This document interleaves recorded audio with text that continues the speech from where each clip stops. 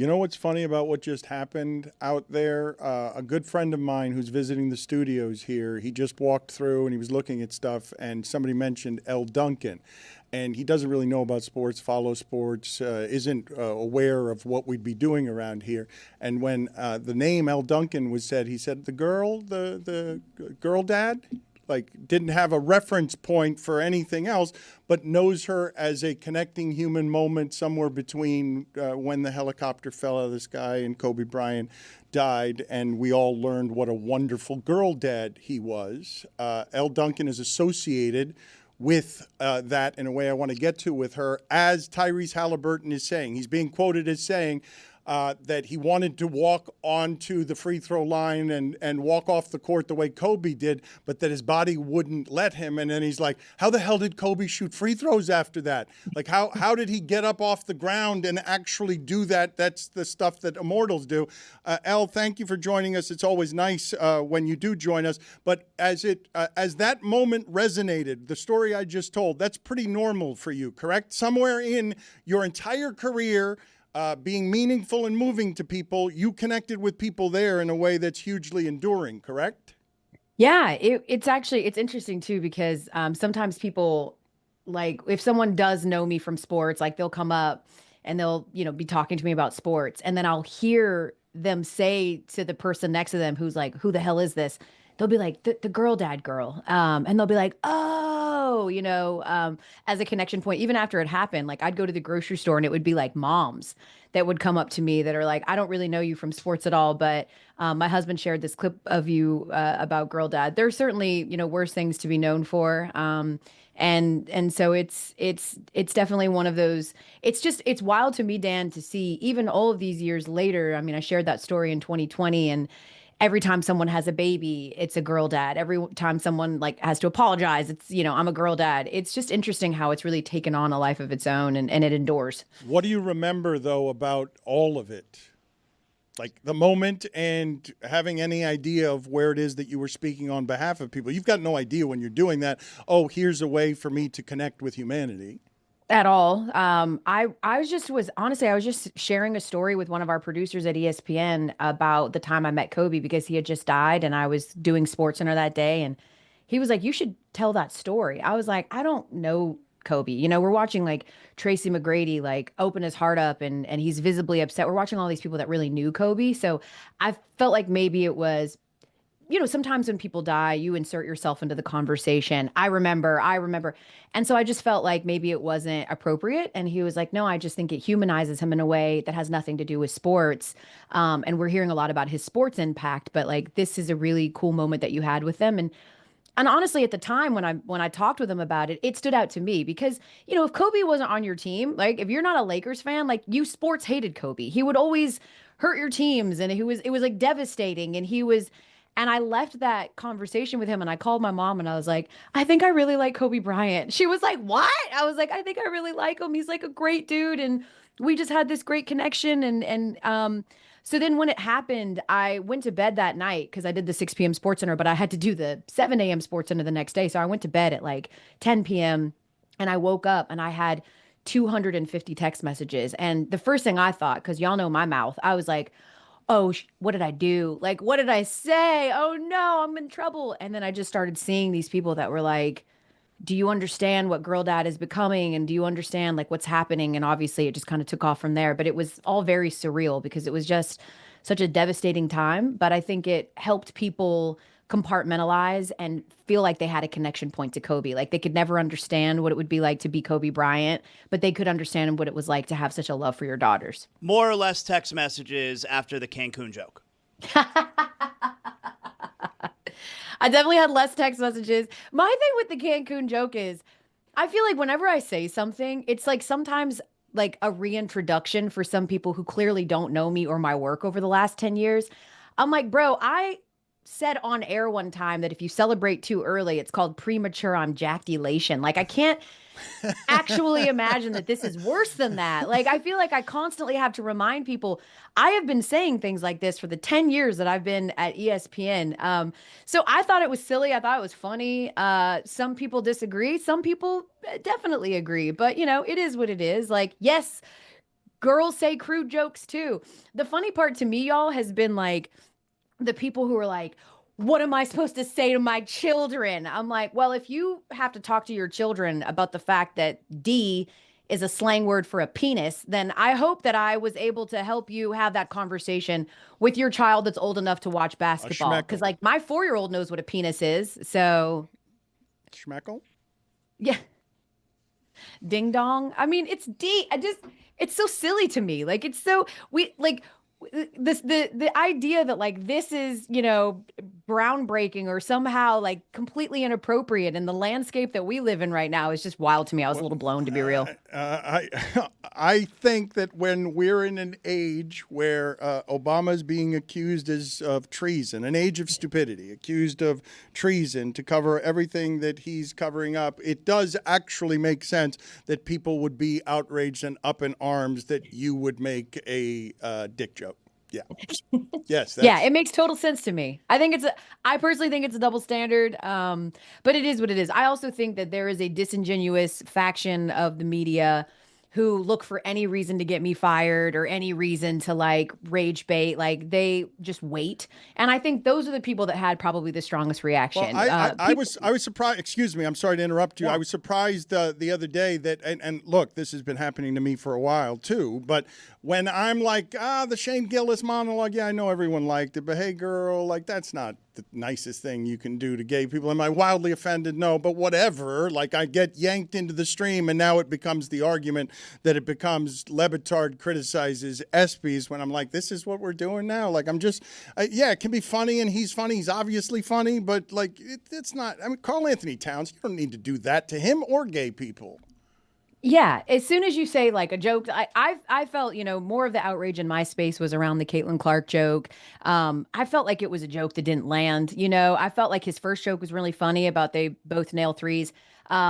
I thought the other one just didn't really land. I thought it was like punching down a little bit. It's like very easy to pick on, this sort of narrative and discourse that has surrounded the W for the last 2 years. It just felt lazy to me. But I like Shane Gillis. Like, I think he's really funny. And like, I think his show Tires is really funny. And that's apparently an unpopular opinion too, to be able to have some nuance and say some of his jokes were funny. Some of them weren't so funny and didn't land. Like, it's as simple as that. I think the nuance here is that a lot of people are more than comfortable telling Karl Anthony Towns that he should be offended by it because they're making assumptions of their own on Karl Anthony Towns.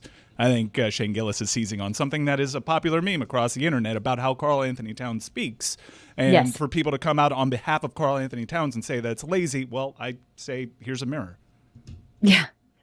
I'm with you. Yeah. There was a whole like social media clip that was going around of Knicks fans imitating Karl Anthony Towns, and they all said it. Like all of them were like, "Hey girl." So he probably just kind of like saw that video and borrowed from there. But yeah, I think in general, what we choose to be outraged about and what we choose to turn a blind eye on is quite a study.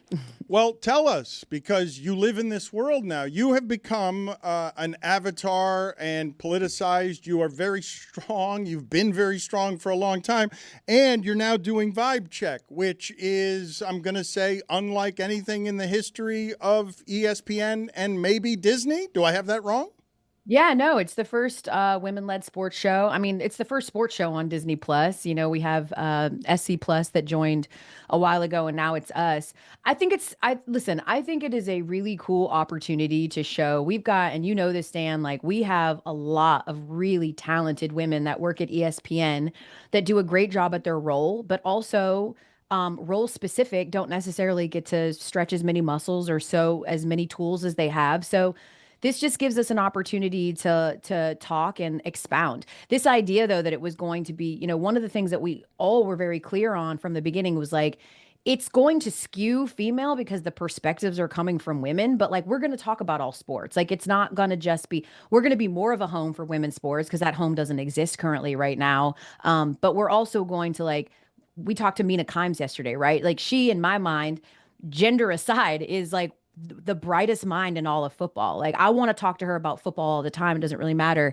And so, yeah, but it's, again, it's this sort of, the weird part of all of this is the randos that are just sort of waiting on this to fail. It's like, like they're just waiting. They're like, I didn't see you last week on Vibe Check, so you must have got fired. And it's so bonkers to me. It's the same group in the same population who are outraged that the WNBA players are asking for more money. They're not asking for money from you, dummy. They didn't ask you to Venmo them. Like, why do you give a damn if they get more money? It doesn't mean anything to you. It doesn't matter to you, and you don't care. You just lay in wait so that you can be nasty and so that you can pray for someone's demise. It's the wackiest, goofiest behavior, and it's pervasive. Why? Well, because I think it's open season on women. I think in particular it's open season on Black women. Like, they feel like a non-protected class. So it's very easy to be able to sort of just, again, low-hanging fruit. It's very easy to target someone like me. I'm, for the most part, not going to clap back because I don't really care. And I think that's just sort of the trend that we're seeing. I see a lot of women that I work with that are feeling incredibly unsafe's not really the word, but they're feeling very unprotected because it's the time right now. It's trendy right now to dunk on women. I don't know exactly where that started. I have some I think tells on where it started. I know that as Black women, after Kamala Harris lost, not to be political, but after she lost, there really was the group chats were going crazy with just Black women in general that were like, this feels like it's going to sort of be a trend of being able to feel like now we can, like, Black women are being put back in their place. And I think women in general, like, let's put them back in their place. They're getting a little too cute. They're doing a little bit too much in this space. So we need to remind them that they should be grateful for what they have and that they're not really wanted here anyway. But I think that's where I can't tell you how much I love that you rub your hands together while saying that way, like just eager to sort of explain to us, look, do you know how this has been for Black women? And again, this really, we've got to fight everyone. What is the correct take on the WNBA's collective bargaining agreement situation? the correct take is that, for all of the bad faith characters who are saying things like they've never been profitable, they've never this, I would beg you to say at the company that you work for, okay, profitability is the concern of the CFO, the CEO, the board members. Imagine your company coming to you and going, we're not really profitable, so we really don't want to pay you. That's not how this works at all. And the idea of where this is headed, we see the growth. CBAs are negotiated every 6, 7, 8 years, right? So like they have got to negotiate right now based on where they're going to be 8 years from now. And the numbers don't lie, y'all. They don't lie. 3 years ago, when the Golden State Valkyries bought their team, it was a $50 million expansion fee.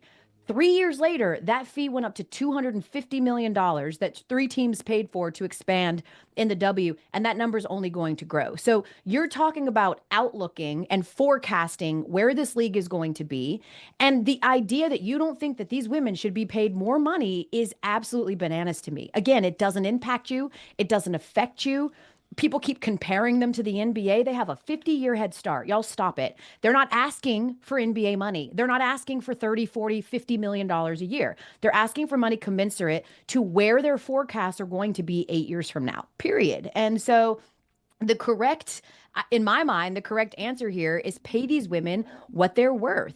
You can't argue the fact that NFL players get 50% of revenue and they get somewhere between like 7 and 10%. That just doesn't make any sense. So that's what they're negotiating in good faith. They're negotiating for consistency and practice facilities. It's all the things that you don't see. Angel Reese, I talked to her the other day and she's like, she's bold enough to call out her own team and say, like, the Chicago Sky won a championship a handful of years ago. We don't even have a practice facility. Like, this is not okay. And so there needs to be a through line. There needs to be some consistency about how we're treating these women, how much we're paying them, which is the sticking point, really, but also some consistency in rosters, how many players they can get on the team, because they keep expanding, they keep making more games, and they don't keep expanding rosters, which is why we're seeing so much fatigue, so many more injuries. Like, these things matter and are important, and anybody that's a fan or not a fan should be on board for people getting paid. Like, how you side on the side of a billionaire corporation or a league corporation is so wild to me as an everyman. The only people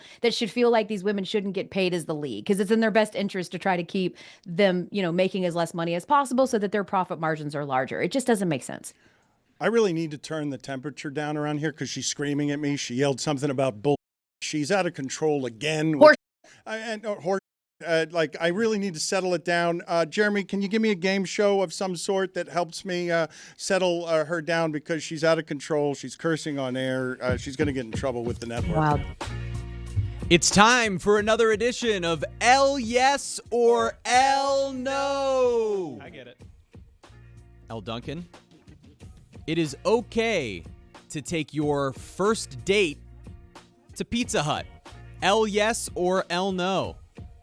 Okay, I actually love Pizza Hut so much, and Pizza Huts are becoming rarer and rarer by the day. So if you can find a Pizza Hut that does the formal, like, checkered tablecloth, Miss Pac-Man salad bar, absolutely, hell yes. That's huge news for your guy, Greg Cody, because that's exactly what he did on his very first date. Give her the whole thing. But this is okay? the other part. Elle, it is okay on the first date to sit on the same side of the booth. Absolutely not. Hell no. No. Wow, It's I didn't so even invasive. have to finish.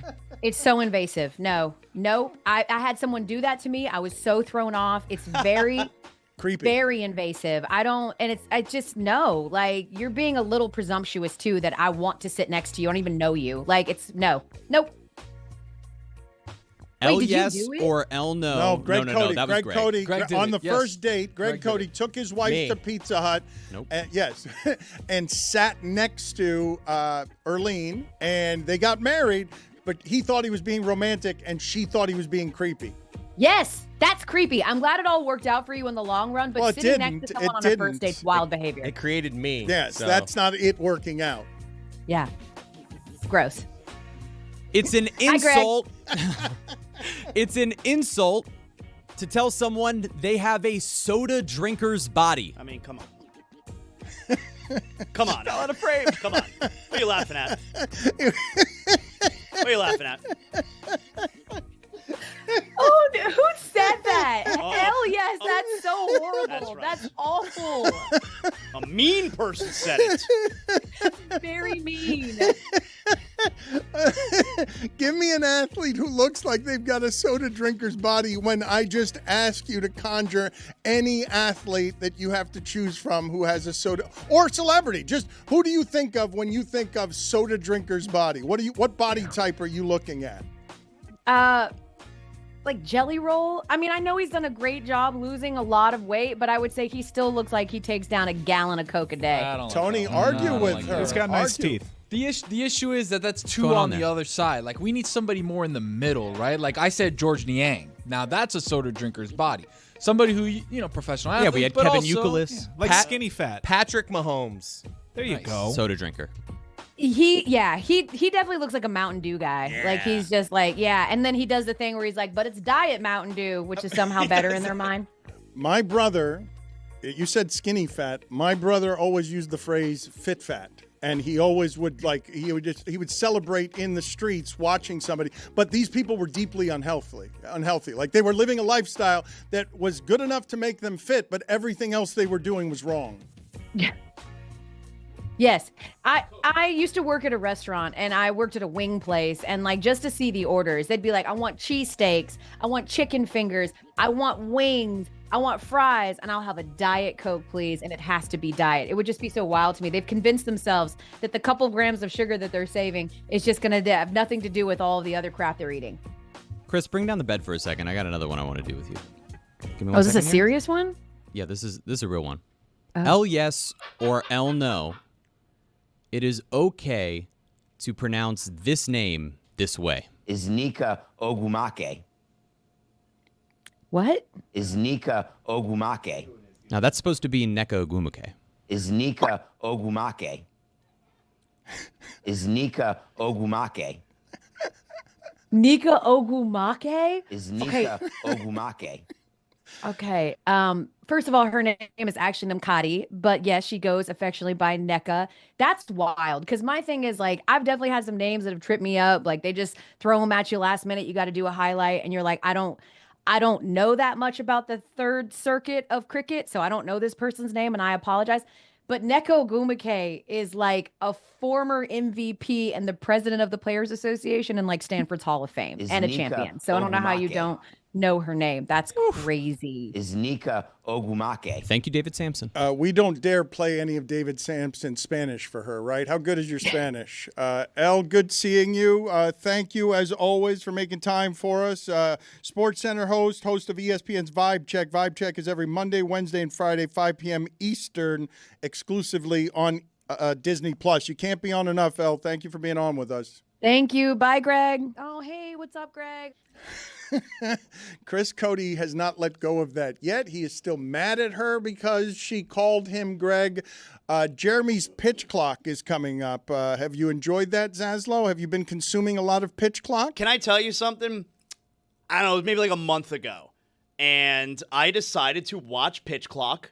And I told Jeremy, this is a good show you're doing.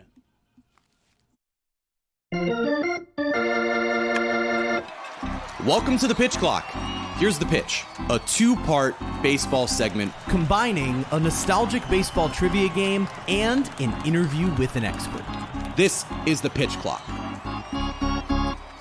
It's time for another episode of the Pitch Clock. Hi, Roberta. Taylor, we have another game. We'll get to our expert very shortly, but let's get started on this. Taylor, what do we got going today? In front of you guys, you have the 2002 MLB All-Star Game and the starters at each position. We're going to do a new format for this game. Each guess you make is a half inning. So we're going to play 9 innings.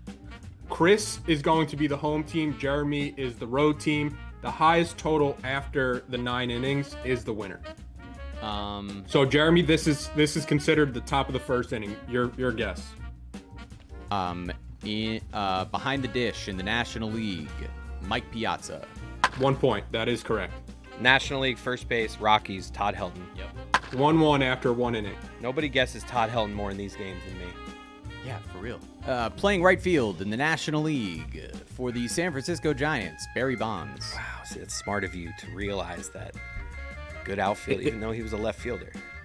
It is Barry Bonds. I will say, the outfield isn't really player specific. Okay, that's good to know. Position specific. No, that's very we got good to that know. from Barry Bonds, who was clearly a left fielder. Yeah, very good to know. Okay, you're up. Catching for the American League, Jorge Posada. Hip hip Jorge. 2-2 after 2. What we have listed as a left fielder, but probably played right field in the National League for the Chicago Cubs, Sammy Sosa. Is correct. 2002. I'm just gonna stay safe. Ichiro, right field. Nice. Mariners, whatever. You got it. It is correct. American. Ichiro is the Mariner. And the Minnesota Twin playing center field is Torrey Hunter. Was this the one when he robbed Barry? Was this in Milwaukee? No, but Yes. My turn. Bottom of the 4th. Alex Rodriguez, shortstop, Texas Rangers, That is correct. AL. 4-4 after 4. This one feels like first one to miss. Yeah, it does a little bit. Could do you in. Our 2025 MLB expert for this week has actually joined me in studio. It's Arm Layton of Just Baseball. Thank you for joining me here in studio in Miami. This is an honor, and it's awesome to be here in person. This is going to be a blast. And where I want to start is with a team that, if you're not following Major League Baseball really in depth, the Milwaukee Brewers, all of a sudden, over the last month and a half, have been playing out of their minds on the type of pace that people thought the Dodgers would be on. They even swept the Dodgers in that stretch. Analytically, you would never think that this is one of the best teams in baseball. Can you explain to me how this is happening? Yeah, I think they play old school baseball in a new school way, which I really like, because there may not be something that jumps off the page with them, but you'd be hard pressed to poke a hole in their game, whether it's on the pitching side. Defensively, they're fantastic. Offensively, I mean, they're not going to light it up, but they're still middle of the pack in home runs, and then they steal as many bags as just about any team in Major League Baseball. Yep. I think they're the new gold standard, really, of being efficient and analytically driven in ways that people outside can't really see, because we would have the same conversation about the Rays. Yeah, no, it makes all the sense in the world, right? Every team has access to the same data, are trying to find ways to not only interpret that data differently and be able to find players within the margins, but then also teach to what they believe the most important strengths are in developing their players. And now you're seeing it come to fruition with the Milwaukee Brewers, and literally they are the best team in baseball, which makes no sense. And ironically, the other one being the Tigers, for the most part, same sort of deal. That back end of that bullpen last year, it was the reason they were able to go on that run, and you're seeing the Brewers do some similar things. But I want to talk to you a little bit about the upcoming MLB trade deadline. Which team in baseball do you think needs to be the most aggressive at this trade deadline to turn themselves from a very good team into a legitimate contender? I look at the Chicago Cubs because I think it's multifaceted too, right? With the second you traded for Kyle Tucker, you gave up some good pieces. I support that when you're going all in to win the World Series, but you got to follow that up with more moves, right? They weren't a Kyle Tucker away from being a World Series team. They're really good, and I think they've got a shot. Any team can get hot and make a run. But the second they made that move, it was like, I think you got to do more now. And that makes sense. The pitching staff looks good. Matthew Boyd has been a revelation. He's been really fun to watch. But you look at that bullpen, you look at the rest of the staff. If you're really trying to make a push in the postseason, you got to go for it and give that indication. And the Cubs also have one of baseball's strongest farm systems with multiple top 100 prospects that are already on the 40-man. Owen Casey, power hitting corner outfielder, is on one of the best heaters also right now in AAA. Moises Ballesteros, he's catcher, more bat-driven, but he's coming along defensively. Plenty of teams would love to have that guy. And then Kevin Alcantara, he's a plus defender in center field. There's some swing and miss concerns, but teams will take a chance on a guy like that with good power, can stick in center any day of the week. And those are all guys that are already in AAA. So if you're a GM acquiring those guys, you feel a little bit more comfortable about the proximity and also just the hit rate there. Okay, I'm going to do it. Center field in the National League, Montreal Expos, Vladimir Guerrero. Yep, good guess. It is Vlad. Why am I so nervous about a couple of Yankees second baseman Alfonso Soriano. Nice call. It is Alfonso Soriano. What a moment he had. Man, not only that, but that he and A-Rod were the middle infield, traded for each other, the following season? Yeah. It was 03, right? That's crazy. And then they were like, they're like, now get in left field. All right, I'm going to do my first pitcher here, and I'm going to take the Arizona Diamondbacks, and I'm nervous, but I'm taking Randy Johnson. Jeremy's going to go scoreless. Yes! I was just like, hopefully he goes to it. Yes, it did. I'm going to go with who'd you say? Kurt Schilling. My bad. I was just like, wait a second. Who did you say? That would have been a disaster if you would have skipped. I forgot which one he said. Well, I just thought you were going to skip it, and then I was just going to go back to it and make sure that I scored a run. That would have been smart of me. 6'5" Chris Cody this after is a 6 disaster. innings. Okay. He's going for 4 in a row, folks. Oh, my God. All right, well, then I'm going to go Boston Red Sox pitcher for the American League, Pedro Martinez. Think about it. This has now turned into a disaster. It's another scoreless inning for Jeremy. Are you kidding? Oh, my God. Who would have been? What? Left field. Yep. Boston Red Sox. Damn it. Wasn't a left fielder. No, he was. You're right. I thought he played some right field too. No, not really. No. Manny Ramirez. Yeah. Yep, they try to hide him with the Green Monster. Let's go ahead and move forward here, right? The number one name that seems to be on the trade market in terms of this guy's gonna be moved, and he's a great player, is Eugenio Suarez. Which team do you think needs to acquire Eugenio Suarez as a third baseman the most, and what do you think that the price tag, in a general sense, ultimately looks like? Suarez, I think, may be the most prolific power hitter to be traded at the deadline, because I don't think we've ever seen somebody with 35-plus homers moved before the deadline. Crazy. So, but I look at the Mariners, man. He has familiarity there. They love him there. I mean, the fans, he'd get an all-time standing O if they brought him back in town. One, because I think they just would be so happy to get more offense there. But two, because he was beloved there. He's been beloved everywhere he goes. And there's not a lot of players that have the experience of having hit there. For whatever reason, it's hard to see in Seattle. Yeah. I don't know what the deal is. And I think that's a guy that would really jolt that offense and plugs right in at third base for them. And that's why I think the Mariners, though it's uncharacteristic, could really push the chips They're forward. in prime position for it, and he is the type of player that totally changes your entire lineup. Like putting him there and hearing what those offers are probably going to look like, how could the Diamondbacks not make that move. So I want you to give me, if you can, 3 to 5 other players that you think will get moved, why they'll get moved, and ultimately a prediction of where they'll get moved. So I want to go a little bit edgier here, not the obvious players, Yeah. right? The rentals on bad teams, of course, they're going to get traded. Yohan Duran from the Twins. I think this is a spot to cash in if you're the Twins. This core, it doesn't seem like it's totally going to work out. Duran's dealt with some injury history over the last couple of years, even as a prospect when he was a starting pitcher. I think this is peak of his value. 2 years of control after this one. And another team that I would have said should probably go all in a little bit more is the Phillies. That core is not getting any younger. Yeah, that's true. Zach Wheeler is going to retire after 2027. Bryce Harper ain't getting any younger. Trey Turner's not getting any younger. JT Realmuto, Kyle Schwarber's going to be a free agent. And I look at that team. You got the starting pitcher, and Christopher Sanchez just went at CG. He's been unbelievable. But the bullpen, they signed David Robertson for a reason, $6 million the rest of the season. But I want someone that can lock it down. That's great. And I think Duran's a guy that can really push them over the top. Are there any other guys that you're focused on here? A surprise might be Taj Bradley from the Rays. Ooh. That's where I could see the Cubs get creative. Generally, they don't go all in on rentals. They like to manage things a little bit more carefully, look at the big picture. Bradley comes with control, so you could make the case, hey, we're adding our pitcher for this year, but at the same time, we're making an acquisition where if things go south for whatever reason, we get bounced in the first round, we're not going to be upset that we moved assets for a pitcher here. So I think that would be a really nice match Perfect made spot. there. That's the exact type of player you want to acquire. I want one more name from you. One more name with one more prediction of where they're going to end up. This is the rental side. I think this is such a fun fit. The Astros are probably not going to go crazy. Their farm system's probably one of the weakest in Major League Baseball. But I see Cedric Mullins as the perfect fit to make that team so balanced out there. Rocks. Right? He's going to go get it in center field, and I think he could be the perfect spark for them with the speed, sneaky power, and great defense up the middle. This has been tremendous. Aram, thank you so much. I'm definitely going to, on our next episode of The Pitch Clock, when we return, check in and see how right you were or how wrong you were on these predictions. But I love the insight. I'm sure our fans are grateful for it. And we're going to have you back in here at some point soon. This has been a lot of fun.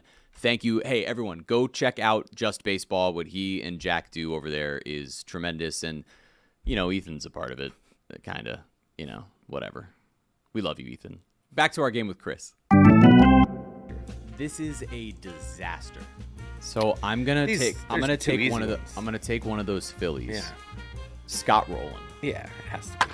It is Scott Rowland. Okay, thank God. The real question is just like, was this guy their shortstop this early? Exactly. That's the same. It's the same. We're having the same question. But I don't think they had another All-Star shortstop, so it just kind of has to be. I can't who's the Red Sox pitcher? That is true. I'm struggling as well. I can't. I mean, there's someone in my brain right now, but there's no way. Couldn't have been the guy that you guessed for the other side? Was he there then? See, I don't know timelines. Yeah, you're right. It's him. Yeah, it is him. It's him. But for now sure. I'm afraid. You have confidence. I'm trying to follow your guys' line of thinking, and I'm. Did I'm Chris even Cody lost. just say that Randy Johnson was a Red Sox? Yeah, let him guess it. I was saying Kurt Schilling, Jerk. obviously. You That's guessed who Kurt I was Schilling. going to say, but Oh. no, that's not my guess. Relax. Damn it. I'm going to go Jimmy Rollins, shortstop Phillies. It took a while to get there, but Chris Cody does clinch the win. I feel like if everything I said there was pretty spot it all on. What makes I sense. said was, Yeah. is I was like, it could be Nomar at third, which I don't think that's actually true because I don't think they would start a shortstop at third. Right. Or Bill Miller. No way, it's Bill Miller. And he was a Is good it third Bill baseman for Miller? them. You're not going to believe the name it is. All right, I hold saw. on. And then I was going to say it could be Kurt Schilling because he played on the Diamondbacks and like he But it also was a Kurt- Red Sox. But it was Kurt Schilling when you guessed. Oh, I guessed Randy Johnson. Oh, my bad. That's and right. so There it you is. That's the already- part I fucked up. All Kurt right. Schilling, the If you rare would've guessed pitcher to Kurt start both sides. That would have been wild. I would have loved if you guessed. And that's Kurt why you Schilling. said it. Oh, so you knew it wasn't Mark Teixeira too? Is that Yeah, why it's you not said? Tex. So that's why you're like, I So think you. is It's that so one- obvious. You were. I think you should guess the pitcher or Is the that first one? baseman. Well, I didn't think that you had any clue what the other ones were, Yeah. and Rollins was ultimately the only one you felt confident with. Yeah. I have. So the Yankees first baseman, it's either Tino or Giambi, but I think it's Tino at that point, right? I'd go Giambi. Giambi. It is Giambi. Okay, good. I'm glad I didn't guess it. Yeah. There's no way the Red Sox pitcher is Derek Lowe. It was Derek Lowe. You got to be. And was it Nomar at third? It wasn't Nomar. This one was by is far it? the toughest name on Hold this on. list. Don't say it. I don't have a shot. Give me initials. I mean, I know I'm Yeah. gonna get this. Think Toronto Blue Jay too. S-H. Oh, Shea Hillenbrand. Shea No Hillenbrand. way. Shea Hillenbrand. I mean, you had to walk me there, but I still feel good about it. And is the Montreal Expos second baseman Brian Giles? No. No? Okay, good. Initials for the Expo second baseman, JV. JV. Wow. Give me another hint. Yeah, anything else? Did he play for another team? Career 300 hitter, 3-time All-Star, Silver Slugger. What? Jose Vizcaino. No way. Right first name, Jose Vidra. Oh my God. Yeah. Jose Nice Vidro. little hitter. Nice little hitter, that guy. That was like a Placido Polanco type hitter. Shea Hillenbrand. Like a guy that'll bat like 290 for you. I can't believe Jose Vidro. Shea Hillenbrand. Derek Lowe?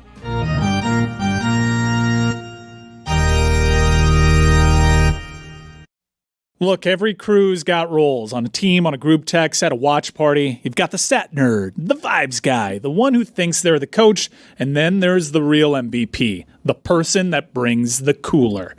And what's in that cooler? If it's not Miller Lite, I'm checking the roster. It's the 50th anniversary of Miller Lite. 50 years of showing up in big moments. Post-game tailgates, NBA watch parties, road trips to road games where you swore the refs were out to get you. Through it all, that clean, crisp Miller Lite taste just gets it done. 96 calories, 3.2 carbs. It's light, but it doesn't tap out early. You're over there arguing over who the GOAT is, shouting about NIL deals, someone's grilling. Miller Lite is always there, playing its role to perfection. Brewed for taste, simple ingredients, a legend since 1975, and still a first ballot Hall of Famer in my cooler. Miller Lite. Great taste, 96 calories. Go to MillerLite.com/Dan to find delivery options near you, or you can pick up some Miller Lite pretty much anywhere they sell beer. Cheers to 50 years of Miller Lite. Celebrate responsibly. Miller Brewing Company, Milwaukee, Wisconsin. 96 calories and 3.2 carbs per 12 ounces. Hey, Juju. What up, dog? You like the Bills' new red helmet? Oh yeah, I like that. They got a blue one actually that they're waiting to debut. Like a new blue I like one? that one better. It's a blue one with the pants. Juju, what I like so much about the red helmet is they're going to use it with their current uni set. And they have that red alternate, so it'll make some sense. It's gonna But be sweet. I mean, Dave's not wrong when he said their uniforms were bad when they had the red helmet. But these uniforms are good, and I like the alternate look.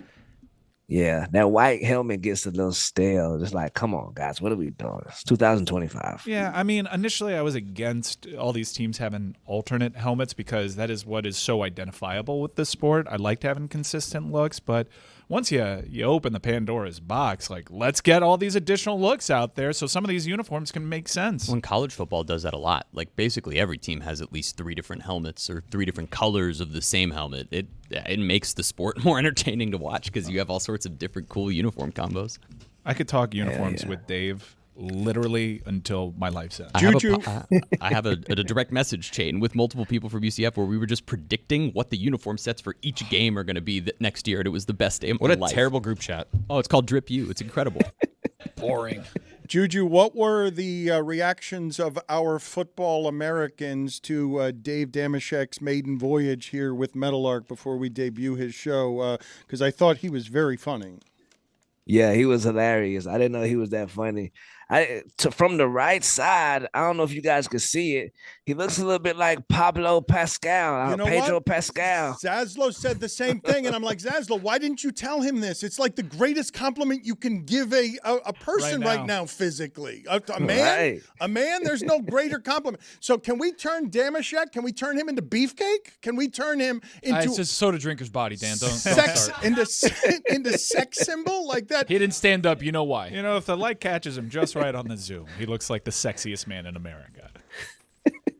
Yeah, also soda drinker's body. Another one nomination, Travis Barker. I think he has a soda drinker's body in the other way. That's such a perfect way to play He's like this Dr. game, Pepper. Juju. Another good way to play it is put it on the poll, please, Juju. When you're done updating the polls, does Dameshek look like if Pedro Pascal got really, really sick at LeBatard Show? I'm just saying. Okay, now we're talking. Now we're talking. Good Lord. Like he had to be hospitalized for pneumonia, but he bounced back. Okay. All right. And All right. that was Maybe like you're with 3 me. weeks ago. and he's bouncing All back. All right. Add this as well. Does Damashek look like he was hospitalized for pneumonia and then just end or like Pedro Pascal was hospitalized for pneumonia and end the question there? No, but like 3 weeks ago, now he's on the road back. No bouncing back, just hospitalized for pneumonia. No, because that makes it seem like he looks bad. No, the Pascal family is still worried he's not going to make it. He's been hospitalized. But he's got like 3 weeks of having solid foods. No, the Pascal kids are they're worried about the tubes. No, he's gotten really, really sick. I loved his riff on the Raiders logo. I can't believe I hadn't noticed that about the Dolphins. How is it that I had not thought for a moment about just the irony, the comedic, cosmic universe irony of Tua's helmet needs more helmets and the dolphin on the helmet doesn't have a helmet? But then it's helmetception because the Dolphins wearing a helmet inside of a helmet inside of a helmet, even though the Dolphins wearing a helmet that the team has never worn before. Maybe the as a reason they helmet. got rid of it was because it was such a hypocrisy to have the helmet that had the M on it on the Dolphins. So they get rid of the helmet with the M so that this way they can just put the logo on the helmet. The hypocrisy is it's not a leaping dolphin, but there's a sun behind it. How?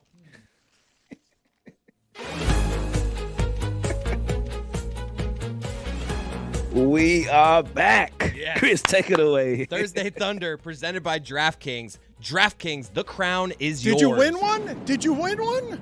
No, absolutely not, Dano. But the segment is back, Dan. Tonight, we are going with my sister, Natasha Howard, for over 10 points.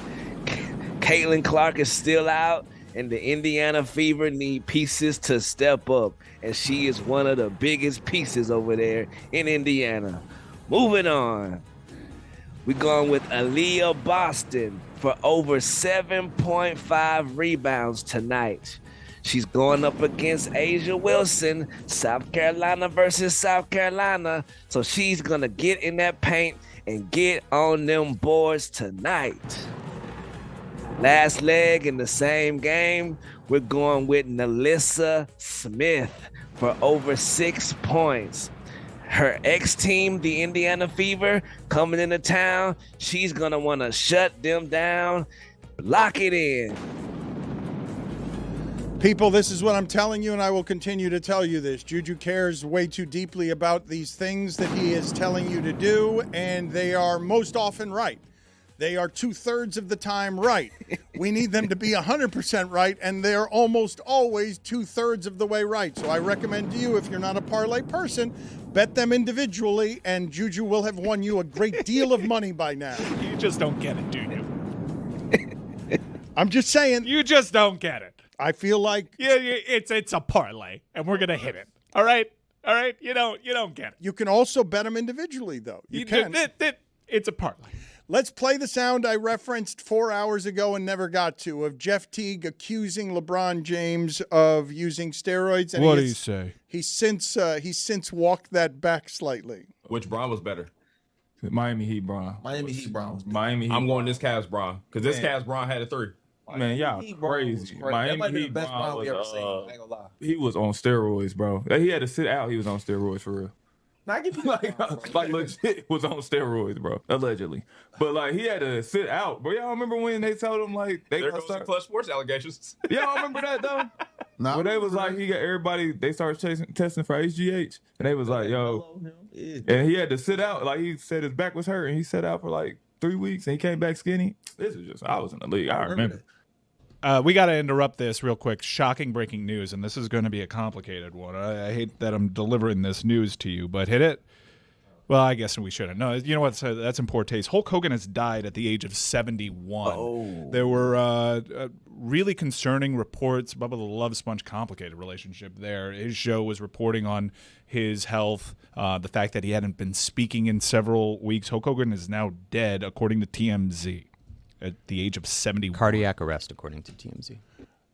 So it is a little bit difficult to go from that particular breaking news to the rest of what we're doing without eulogizing, at least for a moment, one of the most famous athletes in the history of the world. Who's had to deal with a public reckoning for his past. It really complicated legacy. There are a lot of wrestlers inside the WWE now that feel a certain way about him. WWE fans have had the opportunity to voice how they feel about Hulk Hogan because of the tapes that have him saying the N-word on them. But if you could cast that aside, I'm not telling you to, but I'm asking you if you could, at his peak, very few people were more famous than this one person. And at every point throughout our adult lives and childhood, Hulk Hogan did mean something and was identifiable. And hopefully in death, people can find those connection points too, because he's certainly represented a lot to a lot of different people. Okay, but let's go ahead and do this correctly, and we can do it as a trilogy instantaneously without having to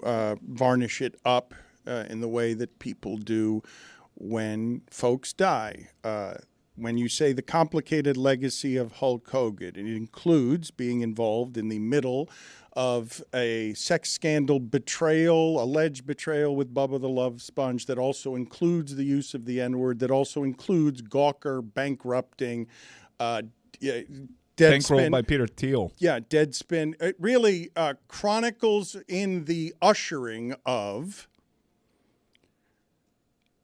billionaires who have a lot of power and don't like to be outed by the media, corporate media, any kind of media, and want their power back and don't want to be told what to do. So they bankrupt Gawker through Hulk Hogan, funding Hulk Hogan, who, at the time they got him, had a little bit of disgrace on him and a little bit of has-been on him, but had been, at one time, in the world, the most famous athlete at the time, who might not have been like Muhammad Ali. When we're talking about worldwide fame you can connect with, you don't need to understand the language. This is a quote-unquote sport that people are growing to embrace, and it is led by this one guy who was the Rock before the Rock, nationally and internationally, and he built that sport into everything that it is. And his relationship with other wrestlers was complicated because it was filled with lies and steroids and fights and everything that made wrestling what it would become, the way that UFC grew up right before our eyes. And Hulk Hogan, over the last 5 years, maybe 10, has torn down almost everything that he once built, being a multivitamin salesman on behalf of America's kids, because he wore the yellow shorts and he told you how to be healthy. And he really reached Americans and he reached the world through his talent, through his speech, through his showmanship, and through being a great athlete with an extraordinarily limited wrestling ability, because there wasn't very much wrestling there. Famously, like the worst finishing move Yeah, ever. yeah. I mean, but the charisma was off the charts, and in our lifetime, there are very few either athletes or people that are associated with a brand. Like, you play under a brand. The PGA Tour. Tiger was bigger than the PGA Tour. Michael Jordan was bigger than the NBA. Hulk Hogan, bigger than professional wrestling. And say what you will, you can have your own rankings. If there is one singular face that you attach to sports entertainment and professional wrestling, it is Hulk Hogan, for better or for worse. And like I said, there are a lot of children. He was playing a role. And the message when we were growing up was eat your vitamins, say your prayers. It represented America, and there will be a lot of that nostalgic stuff too. I do need to say, though, because I've noticed in the last couple of days and where the generation gaps are on Ozzy Osbourne. Jeremy, what do you know about Hulk Hogan, given that your childhood to adulthood has him as has been? Yeah, I mean, look, I'm also admittedly not a wrestling guy, so I never would have probably been introduced to much. But like for me, in the same way we were talking about Ozzy Osbourne, like I knew Hulk Hogan first for his VH1 show. Hogan Knows Best.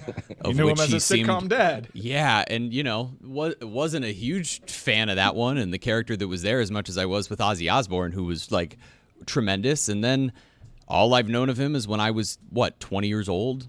The tapes came out of him using slurs. So, like, I've never really had this connection point that I'm sure so many people do. But for me, I've always just... I've kind of only known the negative as someone who recently turned 30. Well, so people are complicated. People are onions. Yeah, There's of layers course. to them, and you're not your worst moment. You're certainly not your best moment. You're certainly not a character that you play on television. I will say I'm friends with another very complicated person from professional wrestling, and Ric Flair, and I will say that the kindness that Hulk Hogan showed Ric Flair while he was going through his health troubles was so shocking and uncommon to me that it really took me aback and made me view his kindness through a different prism. You're not all bad. You're not your worst moment. He was capable of very decent things too. I know from secondhand accounts. Wrestlers would tell you that he is more responsible for building the sport than anyone ever. And they would also tell you that his self-interests were such that he was everything from a liar to a snitch to a person who was only interested in making sure that he got over in wrestling and he got all of his. Like, this is the Famously, opinion that's in not going to work wrestling. for me. Yeah, that's not going to work for me, brother. Had creative control. Didn't necessarily do like what Ric Flair did, which was put other people over, hand it over to the other generation. Hulk Hogan didn't necessarily get down like that, but that adds to the lore. That's my biggest reference point to Hulk Hogan is the word brother. Yeah. Right? Like, Yeah, but I never watched Mine's wrestling mine's too. the cupping your hand to your ear. brother. He told the story on Highly Questionable. I would love for you guys to get it since we were talking about Andre the Giant. They flew across the country together, were drinking the entire flight. They got to Japan. Andre the Giant slams Hulk Hogan, lands on him, and because they drank so much the night before, Hulk Hogan simply immediately upon Andre the Giant landing on him, shit his yellow shorts, just shit them like it's. So Andre the Giant lands on him, and it's so heavy that Hulk Hogan, who's not small, whatever it is was inside him, just shot out of the one orifice available into the famous Hulkamania yellow shorts because of how giant Andre the Giant was. Again, this isn't Andre the Giant shitting in a bathtub. We bring closure to all of this by saying this is Hulk Hogan shitting in his pants because the guy who landed on him was somebody so large that he had to shit in a bathtub. I think we did a good job trilogizing Hulk Hogan, Juju. What do you think? Yeah, I mean, as one of the Negroes on the show, I think there's definitely a moment that we don't like. But like you said, you're not your worst moment. Growing up, he was the Hollywood Hulk Hogan, the NWO with the black and the gray. So, and Thunder in Paradise. Wow. Great show. So I grew up loving the man. You feel me? It's unfortunate what happened later on in life, and then, like you say, man, like we can't always.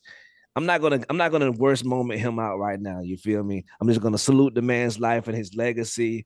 Great man when he was great to most of us, and rest in peace, brother. I know wrestling fans especially are heavily opinionated when it comes to Hulk Hogan's legacy, but it is sad, and it is a reckoning with what he did.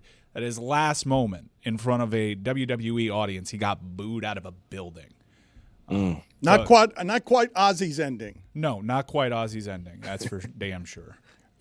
We will get to some of the things here that we were going to get to with Juju as awkward transition, but because we usually wait and we close the file on people, but because this happened during the show, I do think it honors Hulk Hogan to tell what I believe to be his most famous story told to us. He was on with us a handful of times, and I think, Jeremy, you tell me if I have this right by the time we finish playing the sound.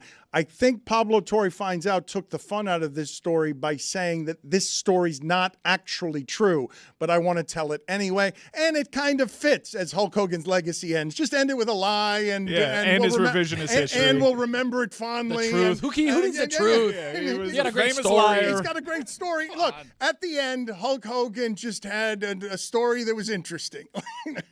Is it true that you passed on the George Foreman grill idea? No, that's not true. I missed the phone call. What happened? Tell me the story. Well, I mean, George Foreman and I had the same agent, and my kids were complaining that I was always towards the end of the line picking them up at school. They would get out of school at 3 o'clock, and these soccer moms would start lining up their minivans and talking shop, and so I would come at 2:45, 15 minutes before my kids get out of school, and I was at the back of the bus. So I went to McDonald's early, got Diet Cokes and get the burgers and the fries, and it was a big surprise. I get to the school about 2:15. I was the first one in line. My kids came out. They were all excited. I had the drinks and the hamburgers and stuff. And we went home and I checked my answer machine. And my answer machine, my agent called me. He goes, "Hey, Hogan, I'm calling you. I got 2 things. I got a grill and I got a blender.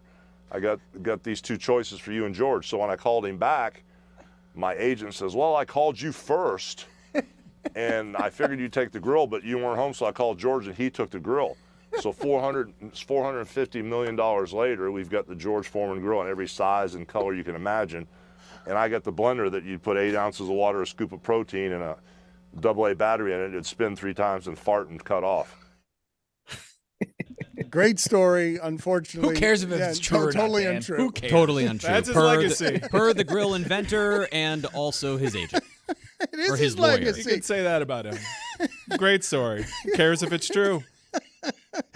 Well, I care about the one story, whether or not it was true. This is why That we one hate was journalism, right? This is why everybody hates Pablo for finding out that that's he ruined not it. true. Yeah, he ruins everything. Ruined it. Top 100 podcast all time. And well, so is Good Hang with Amy Poehler, and that's only been out since March. So I don't know what this list is. Maybe next time. Juju, what else do we have today that you want to get to before we get to the polls? I want to say Elle Duncan, another magnificent performance and appearance on the show. She broke down the talks like you want them broke down. She made a good point. Why is anyone on the side of not paying anyone? You know what I mean? Like everyone out there standing up. What is your reason? Like, I hope everybody gets paid. I hope everybody who I know gets $1 billion. I don't care if they deserve it or not. Just get it. And also, one mistake that y'all made during that, she said that whenever the New York fans was saying, "Hey girl," whenever they was asking Kat, they wasn't saying, "Hey girl," they were saying, "Oh my God." That is what they were saying. Yeah, so they were saying, "Oh my God." But yeah, man, great appearance from Elle once again. We interrupted because of the breaking news where we were headed with Jeff Teague accusing LeBron of steroid use. How ferociously or how carefully has Teague walked that back? Oh, he's walked it all the way back. Y'all are weird. I was just joking about Bron. Chill. He was just that dominant. Chill. That was on his IG He did story. say allegedly, too, at the end. Yeah, this is allegedly. His confidence there, though. That was conviction. Right. Why are we weird? Y'all weird is great. It's like, What? me? No. You did that. Like, what did we do? Your podcast Should have added you, Dan. Your podcast is very popular. I heard it on Le Batard Show. What do you mean he should have added me? You famously you did it first. Right. I don't know. No, let that be a lesson. Why you don't put LeBron and steroids in the same sentence, or Yeah, you Dan, will listen get to that Juju. call. If you had to bet and be right. Oh Yeah, no, I get it. I get it. Nope. Never Never did anything. Update the polls at Le Batard Show. I don't know. Nope. Definitely not. That past and future member of the Miami Heat never did anything like that. Hedging Right. his bets. Also, before I get to the polls, I want to salute the biggest story on the internet yesterday. We didn't talk about. Congratulations, Taylor Rooks, for tying the knot. She got married yesterday to her brother named Shane. Congratulations. Love is back. She married her brother? Wow. That's shocking. Juju, there are moments on Twitter that unite us all on that terrible platform. It used to be things like DeAndre Jordan being held hostage by the Houston Rockets, but last night was one of the good ones. Star-studded. Star-studded with dudes like Jack Harlow that are still playing the long game. Hell yeah. First poll, more impressive to win, a Pulitzer Prize or 2 championships? 68% of the audience says 2 championships. Congrats, Zaslow. Also, more love we didn't mention, Klay Thompson and Meg Thee Stallion. Bravo. Bravo in that camp. Most painful place to get a tattoo. The neck, the kneecap, the lip, or the skull. Man, this is the closest race ever. But with 29% of the vote, we got skull as the winner. And yes, it does hurt. It hurts very much. Kneecap was. I still think the kneecap is the one though. It's like until you got a kneecap tattoo, you can't vote on this poll. It also would And make the me last- squeamish, I think. Like, No there's one- something about it. No one Ugh. doubts that, Jeremy. We know. Well, I mean, look at me. I understand. But You still, brought that one on walked yourself. right into You- that one, I mean, yeah. I know, I That's get it. all. Look, do the show. Last poll: does Joe Rogan have weird nipples? 95% of the audience says yes, he does, and those are your polls. Good show today. The right and the left uniting over Joe Rogan. We had a lot of guests, and we still made it work. And rest in peace, Hulk Hogan. Rest in peace, Hulk Hogan. Rest in peace, brother. Rest in peace, brother. I make fall. That's the way you do that.